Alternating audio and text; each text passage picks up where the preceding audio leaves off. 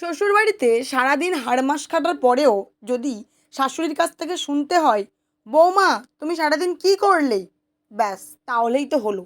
তুমি তোমার সর্বস্ব দিয়েও কোনোদিন তোমার শ্বশুরবাড়ির লোকদের খুশি করতে পারবে না। আর তার ওপর যদি তোমার স্বামীর মুখঝামটাও তোমাকে শুনতে হয়, তাহলে একটা মেয়ে হিসেবে তোমার কপাল তো পুড়বেই।